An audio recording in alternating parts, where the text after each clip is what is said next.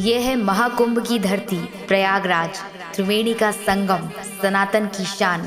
Welcome to Mahakumbh मेला 2025। धार्मिक परंपराएं इतिहास पर नहीं टिकी हुई है। धार्मिक परंपराएं टिकी हुई है तो हमारी आस्था पर, हमारे विश्वास पर, हम सनातनियों पर और हमारे ईश्वर के प्रति ऊर्जा और आस्था पर। हिंदू धर्म का सबसे महत्वपूर्ण आयोजन कह सकते हैं, सबसे बड़ा समागम मेला, और ये बात सच है कि सनातन की जान और शान है कुंभ। कुंभ में इतने लाखों करोड़ों सन्यासी, साधु, संत, महात्मा एक स्थान पर एकत्रित होते हैं और जिन्हें आम तौर पर देख पाना बहुत मुश्किल है। नज़ारा तो तब बनता है तब बच्चे से बच्चा और बड़े से बड़ा साधु, संत, सन्यासी, महात्मा एक स्थान पर नजर आते हैं। कुंभ केवल एक आयोजन नहीं, केवल एक मेला नहीं, बल्कि हमारे सनातन और हिंदू धर्म की जान, शान और नींव है कुंभ। आखिर ये कुंभ की शुरुआत कैसे हुई, आइए जानते हैं। जब देवताओं और दैत्यों ने मिलकर समुद्र मंथन किया तो इसमें से सबसे पहले निकला कालकूट नामक विष, जिसे भगवान शंकर ने, शिव जी ने अपने कंठ में धारण किया। और इसके बाद निकले भगवान धन्वंतरी अमृत से भरा कलश लेकर। और इस बीच में देवताओं और दैत्यों के बीच में 12 दिन तक घमासान युद्ध हुआ, कह सकते हैं बहुत झगड़ा हुआ। और इस बीच में उस कलश में से 12 अमृत की बूंदें गिरी। ये अमृत की 12 बूंदों में से 4 बूंदें धरती लोक के हरिद्वार, नासिक, प्रयागराज और उज्जैन में गिरी। और इसलिए यहाँ पर कुंभ की शुरुआत हुई, कुंभ का आयोजन लगने लगा। नदियों का जल इस वक्त कुंभ के दिनों अमृत के समान होता है और इसलिए यहाँ पर कुंभ का आयोजन भी होता है।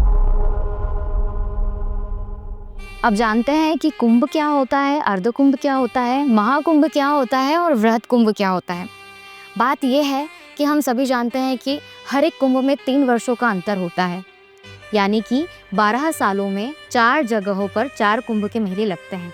अब जब ये कुंभ 3 वर्षों के बाद 12वें वर्ष में घूमकर अपने ही स्थान पर आता है, तब उसे कहा जाता है कुंभ। हरिद्वार के बाद नासिक, नासिक के बाद प्रयागराज, ऐसे जो भी स्थिति कुंभों की बनती है, तो जिन भी कुंभ में 6 वर्षों का अंतर होता है उसे कहते हैं अर्धकुंभ। और इसके बाद आता है महाकुंभ, जो इस बार प्रयागराज में लग रहा है। 144 वर्ष पूर्ण होने आते हैं, यानी कि जब एक कुंभ घूमकर अपनी जगह पर पहुंचता है उसे कहते हैं पूर्ण कुंभ। और ऐसे 12 पूर्ण कुंभ जब कंप्लीट होने आते हैं, यानी कि 12 वर्षों में लगा एक कुंभ एक बार नहीं बल्कि 12वीं बार आता है, उसे कहते हैं वृहद कुंभ, महाकुंभ। और ये इस बार लगने जा रहा है प्रयागराज में, यानी कि ये कुंभ कोई साधारण कुंभ नहीं है। ये बहुत पुण्य और बहुत ही फल देने वाला कुंभ इस बार हमारी इस पावन धरती प्रयागराज पर लगने जा रहा है। भारत का सबसे बड़ा धार्मिक समागम है कुंभ। चलिए लेकिन जानते हैं कि ये 12 वर्षों में ही क्यों आता है और 12 वर्षों के बाद ही क्यों मनाया जाता है।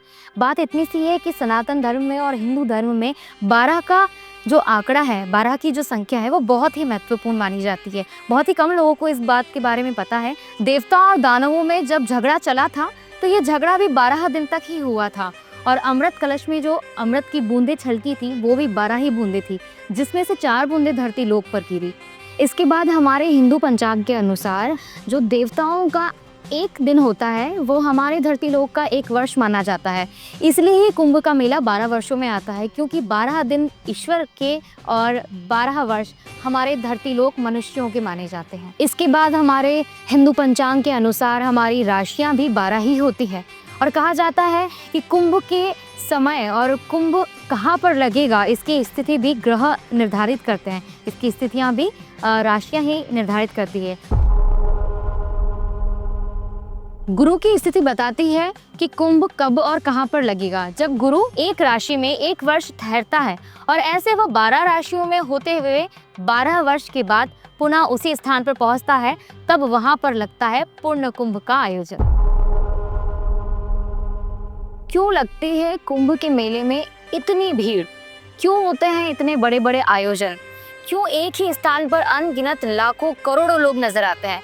बात इतनी सी है कि कुंभ हमारे धर्म और सनातन की जान, शान, नींव तो है ही, लेकिन ऐसा समागम, ऐसा आयोजन पूरे भारतवर्ष में कोई दूसरा नहीं है। बात इतनी सी है कि आपने बहुत आयोजन देखे होंगे, कहीं कोई आयोजन में पंडित पुजारी नजर आते हैं तो कहीं सन्यासी, कहीं केवल साधु नजर आते हैं तो कहीं केवल नागे, और कहीं व्यक्तिगत रूप से जो आयोजन किए जाते हैं वहाँ पर हम जैसे गृहस्थी लोग और आम इंसान नजर आते हैं। लेकिन कुंभ एक ऐसा समागम है, एक ऐसा मेला है जहाँ पर हिंदू धर्म का बच्चा बच्चा, गृहस्थी, तीर्थ यात्री, साधु, संत, नागे, सन्यासी, पंडित, पुजारी और कह सकते हैं ऐसे साधक, ऐसे अनगिनत हिंदू धर्म को मानने वाले, इस सनातन को पूजने वाले लोग एक ही स्थान पर इकट्ठा होते हैं और इसलिए नजर आती है इतनी भीड़। केवल कुंभ ही एकमात्र एक ऐसा स्थल है जहाँ पर पूरा हिंदू धर्म, सनातन धर्म एकत्रित होता है।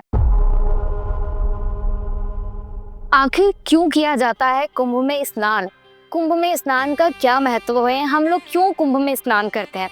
बात इतनी सी है कि कुंभ का महत्व और कुंभ को कुछ ही शब्दों में कह पाना वाणी की सीमा से बहुत परे है। कुंभ की महिमा अनंत गुना बढ़कर है। किन से? कई प्रकार की आप कथाएं सुन लें, कई प्रकार के आप भजन कीर्तन कार्यक्रम आयोजन कर ले, कई प्रकार के आप वेद वेदांत पढ़ ले और कई प्रकार के आप धार्मिक स्थलों पर जाकर कितना ही पुण्य कमाने की कोशिश करें, लेकिन कुंभ में स्नान की महिमा ऐसी है कि करोड़ों गुना जाप करने का जो फल है वो आसानी से इसमें स्नान करने से पूरा होता है। कई वेद वेदांत आप पढ़ ले, कई शास्त्र पुराण आप पढ़ ले, लेकिन उन सब का आसानी से जो फल है, वो जो आसानी से पुण्य है, वो इस कुंभ में, इस नदियों में डुबकी लगाने से बड़े आसानी से मिल जाता है। कहा जाता है कि इस दौरान, यानी कि कुंभ के दौरान, नदियों का जल अमृत के समान होता है। और ख़ास बात तो ये है कि जिस स्थान पर इतने करोड़ों साधु संत और सन्यासी हो, इतने साधक हो, तो वहाँ की ऊर्जा तो देखते ही बनती है। और मोक्ष की प्राप्ति, पुण्य की प्राप्ति, कई प्रकार के संकटों को दूर करना, परेशानियों से मुक्त होना इस स्नान की सबसे बड़ा महत्व और महिमा मानी जाती है। भारत तीर्थ स्थानों की भूमि है, मंदिरों की भूमि है, सनातन की भूमि है। और इस बार वृहद स्तर पर जो महाकुंभ लगने जा रहा है प्रयागराज में, तो वहाँ की तैयारियां भी बहुत ही बड़े स्तर पर हो रही है।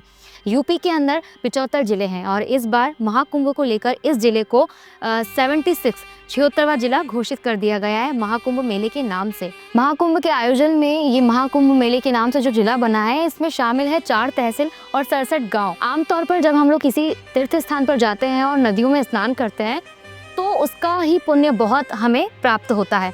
तो मान लीजिए इस बार तो ये जो महाकुंभ लगने जा रहा है वो लग रहा है प्रयागराज की धरती पर, इलाहाबाद की धरती पर, और ये लगेगा संगम के तट पर। यानी कि जब ये कुंभ का मेले का आयोजन उज्जैन में होता है तो शिप्रा के तट पर होता है, हरिद्वार में होता है तो गंगा के तट पर होता है, नासिक में होता है तो गोदावरी के तट पर, और प्रयागराज में होता है तो गंगा, जमुना और सरस्वती, तीनों त्रिवेणी यानी कि संगम के तट पर। तो इसकी महिमा तो अनंत गुना बढ़ती ही जाती है। हमने बचपन में एक बहुत सारी कहानियाँ पढ़ी हैं कि कुंभ के मेले में तो बिछड़े भाई, माँओं ने बहुत बचपन में हमें डरा डरा कर साधु बाबाओं के नाम पर खाना खिलाया होगा और सुलाया भी होगा। और उस वक्त हम लोगों को सोना भी पड़ता था। हमेशा माँ कहती थी कि ऐसा कर लो वरना बाबा आ जाएंगे। लेकिन अब ये भ्रांतियाँ खत्म हो चुकी है। मेरा भी ये भ्रम दूर हुआ है और आपका भी ये भ्रम दूर कर दीजिए।